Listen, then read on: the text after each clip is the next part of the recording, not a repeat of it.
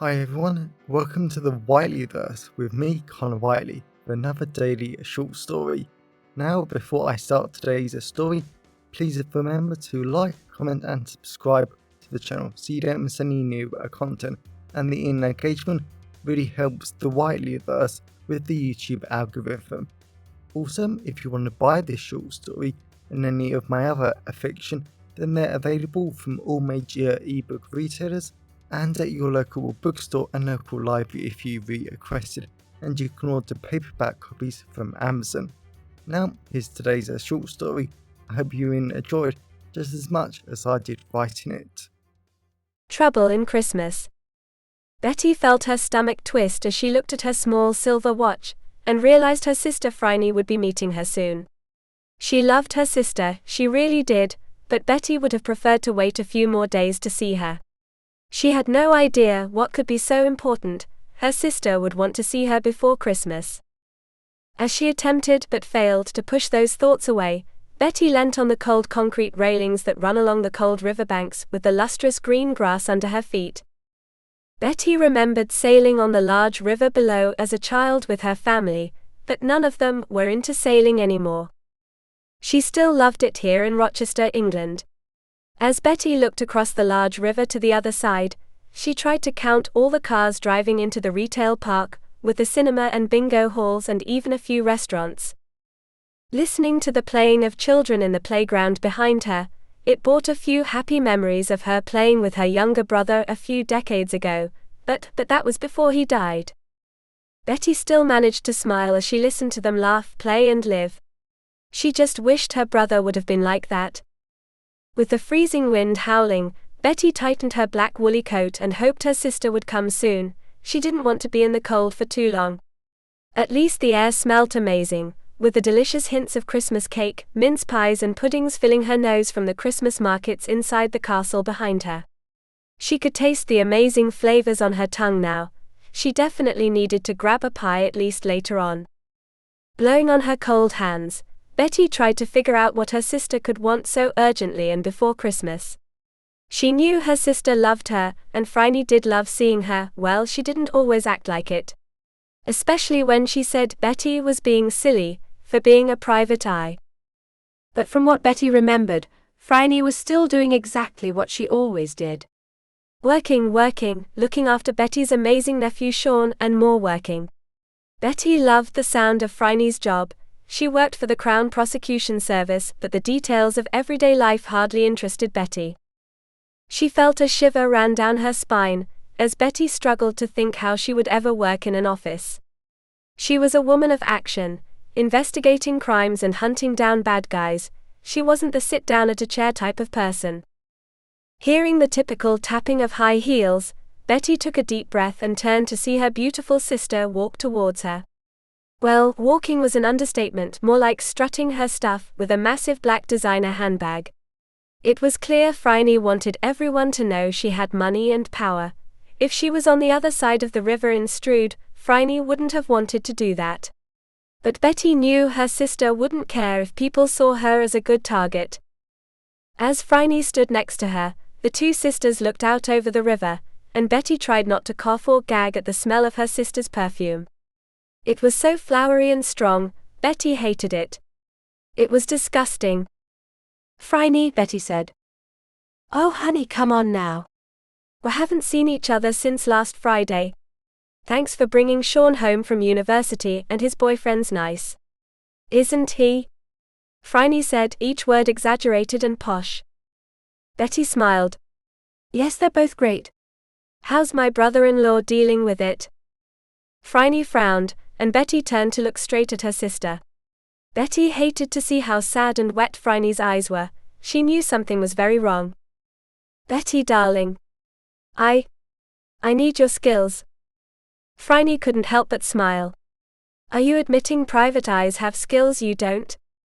Oh honey, of course not. I'm still better than you, but I need you. Betty rolled her eyes and they both turned back to the river smiling. She knew her sister would never admit she was good at this, but Betty was going to prove her wrong. What's wrong? Oh honey, I think John's cheating on me. Betty tried not to smile. because she knew this was going to happen sooner or later. Her brother-in-law was not exactly the nicest of people in the world. He was a racist, a homophobe, and Betty wasn't exactly comfortable with Sean living with him now he was out. But she was a sister first. She had to be supportive. I'm sorry. How you doing? Honey, I didn't come here for a sister. I wanted you for your skills as a private eye. I need my sister later. Betty could respect that. Phryne hardly needed anyone to support her if her jerk of a husband wasn't having an affair, but Betty did look forward to proving it. Her stomach relaxed at the idea of getting rid of her brother-in-law. After the basic questions Betty always asked, she started to understand what was happening and why her sister was so concerned. Her husband was working late at night, but friends had seen him in the high street at restaurants, and some of the lies didn't make perfect sense. And yet there was something eating away at Betty. She knew she didn't like her brother-in-law, but she never ever made it clear in front of him or to the rest of the family, except behind closed doors, because Betty always respected how he had treated her annoying brilliant sister and Sean. So the idea of him cheating was odd. Oh honey, do you think he is, cheating on me? Betty wasn't sure what to say. As a private eye, I don't like to judge the outcome before I investigate. Did you bring his phone or anything? As Phryne dug through her handbag, Betty smiled, as it wasn't surprising her sister had brought something of him along.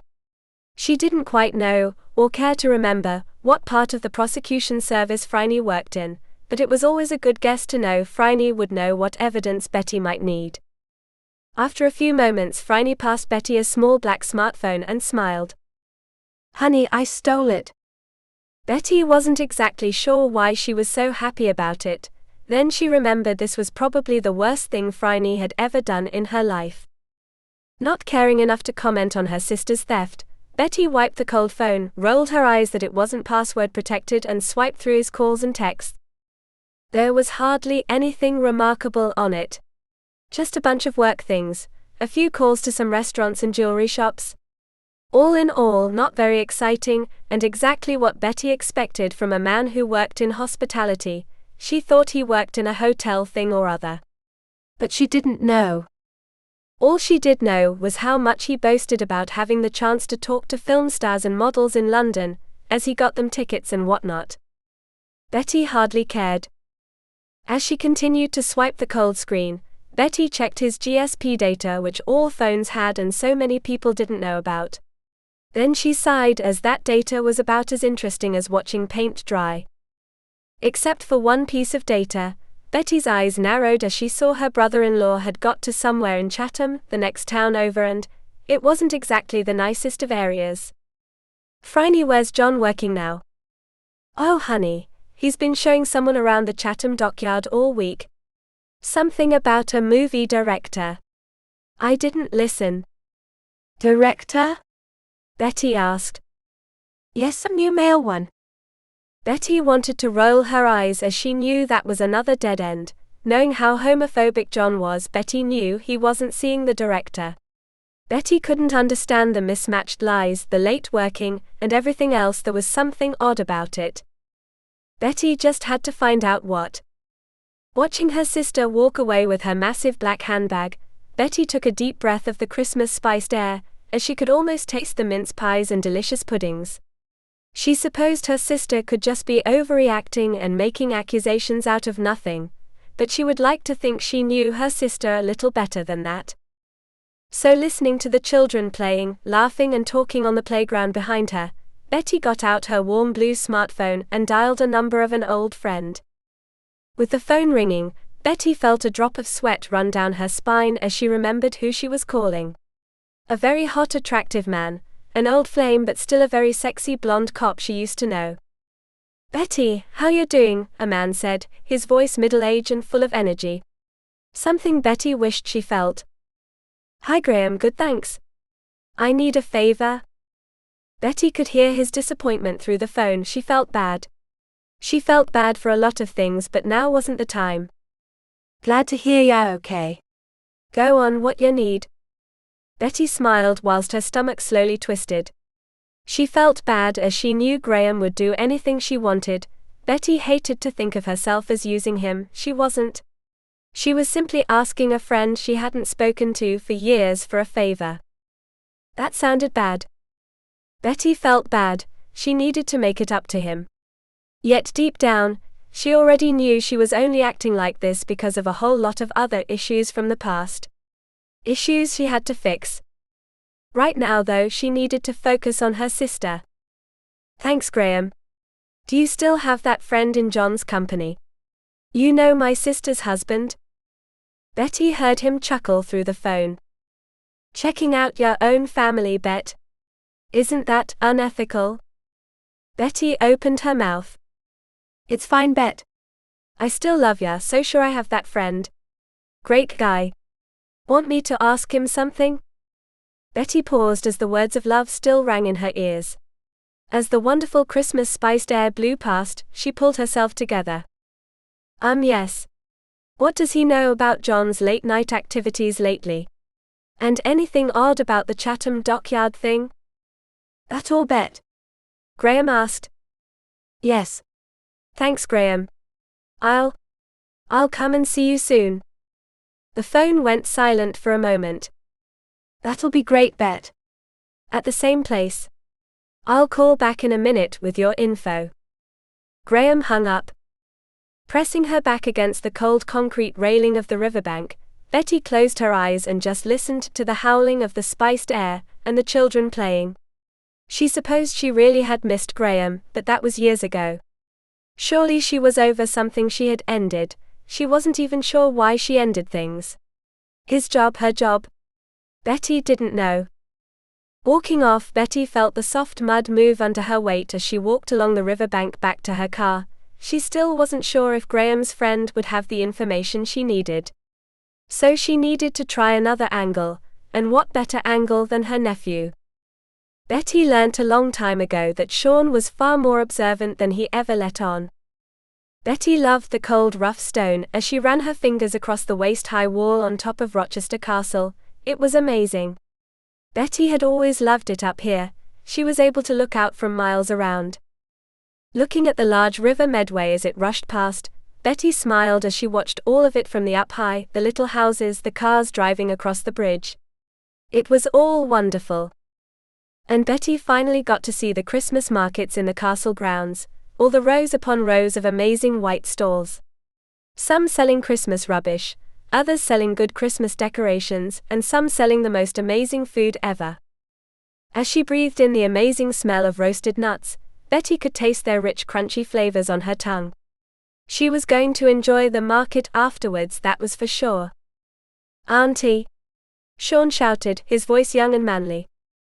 Betty smiled as she turned around and saw her amazing nephew with his perfectly straight brown hair parted to the right and his black designer jeans, as he walked across the smooth stone floor. He gave her a massive hug, and Betty almost coughed at his strong aftershave before they both leant on the cold stone wall. Betty kept smiling for a moment, as she actually realized she wasn't glad to see Sean for him. She was glad to see he was okay, and his father hadn't hit him or anything for being who he wanted to be. Where's Harry? Betty asked. He's shopping in the market. He's actually getting you something. It'll be a surprise. Why you call? I don't need a reason to call my favorite nephew. Sean smiled. I'm your only nephew, and you're seeing me in a few days for Christmas. Knowing there was no delicate way to put his, Betty knew she just had to tell him straight. Well, a version of the truth anyway. How's Dad? Betty asked. Sean frowned a little. He wasn't happy, if that's what you're asking. He doesn't like Harry, but I don't know if that's because he's foreign or gay. Betty nodded. She hadn't expected anything different.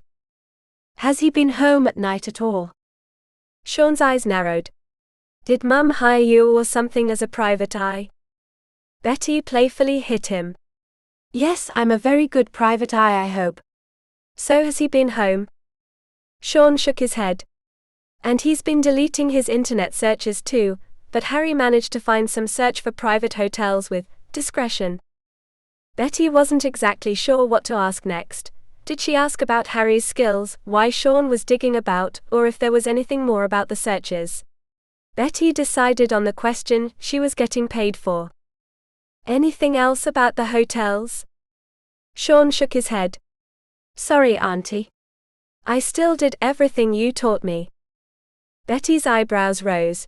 She didn't think she had taught him anything about being a pie. She hoped not. Phryne would have her head. Her phone rang. Thanks, I'll let you get on. Tell Harry I said hi. Betty answered her phone as Sean gave her a quick hug and left. Bet I got great news. Interesting gossip at John's work. Everyone is gossiping about why he was asking about discretion hotels in private.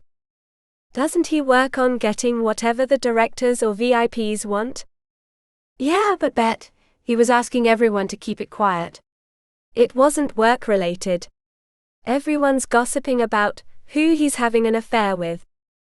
With the delicious-smelling wind picking up, Betty went silent for a minute as she tried to work out another explanation for what was happening.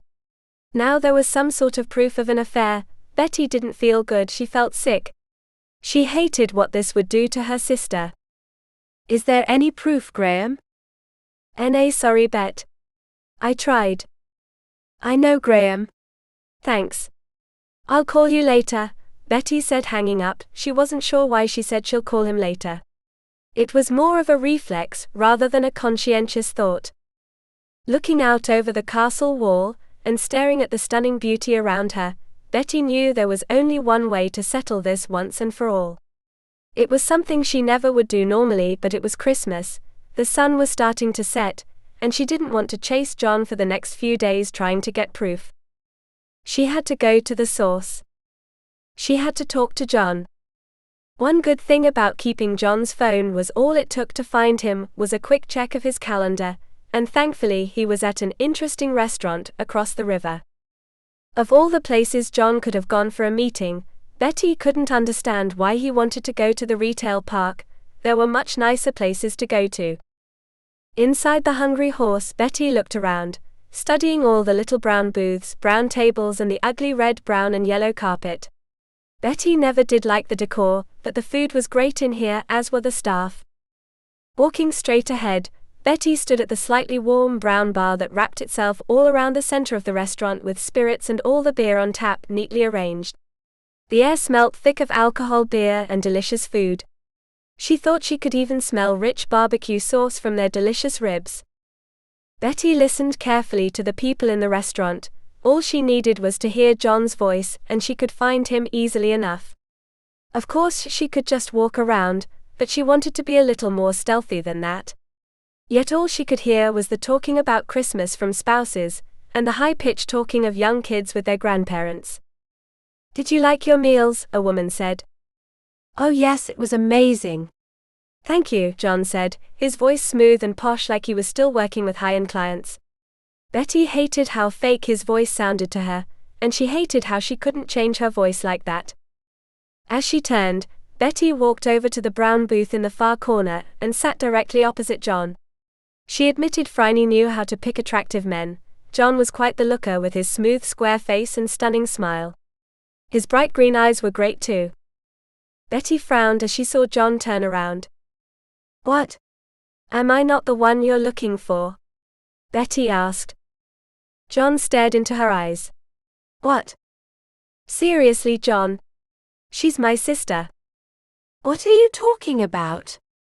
The hotel searches. The mismatched lies. The gossip from work. John rolled his eyes and placed his face in his hands. She actually hired you? Really? Betty's eyes narrowed as she realized there wasn't disappointment or guilt in his voice.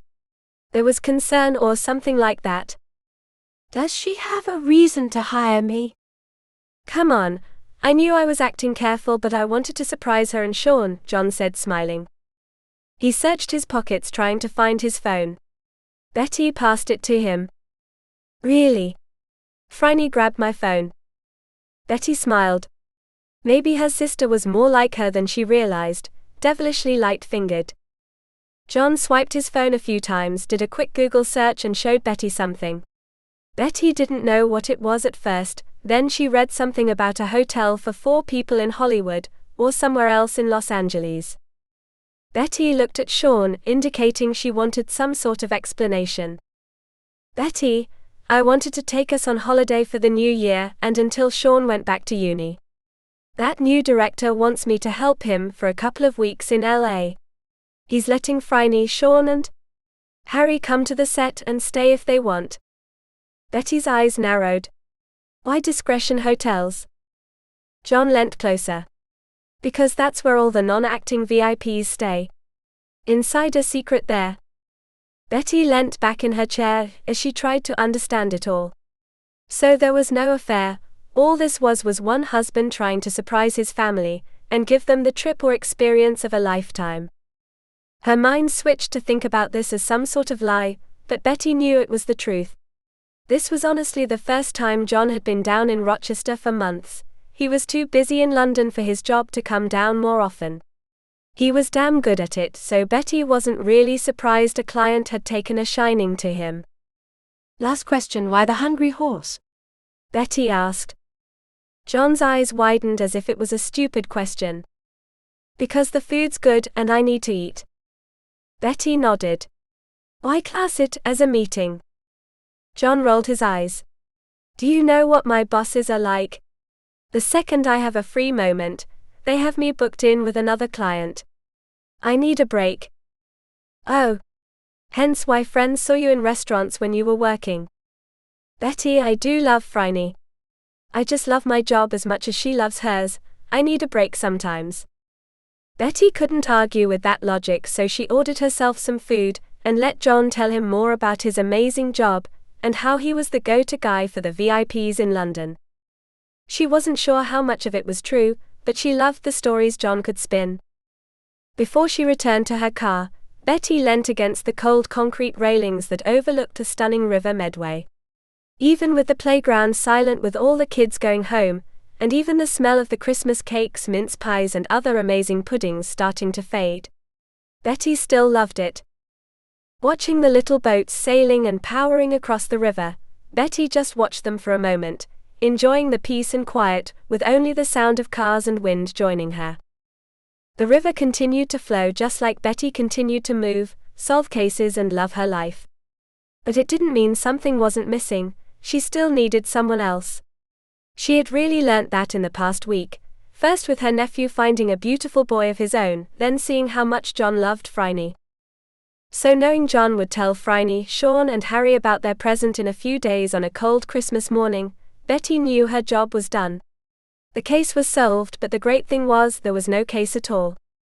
Pushing herself off the cold concrete railing, Betty waved like a child goodbye to the river, just like she, Phryne and her little brother used to do as children, and she walked back to her car. Christmas was still a few days away, so she had time to disappear before she saw her family again. And she fully intended to use that time to reconnect with a very old friend. Walking back to her car, Betty got out her phone and dialed John. She looked forward to seeing him again. She wanted him, but most of all, she wanted to see what the new year would bring with Graham. Betty hoped the new year would start off brilliantly and continue for years to come. Welcome back everyone, it's me again, Connor Whiteley. So I really hope that you enjoyed today's story, because I flat out love writing, creating stories and sharing them with you. If you really enjoyed today's story, then please remember to like, comment and subscribe to the channel so you don't miss any new content, and the engagement really helps the Whiteleyverse with the YouTube algorithms. And if you want to buy this short story or any of my other fiction, then they're available from all major ebook retailers, and you can get them from your local library if you requested, and you can order the paperback copies from Amazon, your local bookstore or local library if you request it. Lastly, if you want to support the channel on a one-off basis, then you can now buy me a coffee at buymeacoffee.com/Connor Whiteley. Also, if you know anyone who would enjoy today's story, then please share it with them. I'm always really grateful when you wonderful people help spread the word about the channel. So thanks for watching the Wileyverse, and I'll see you again soon. Have a great day, everyone.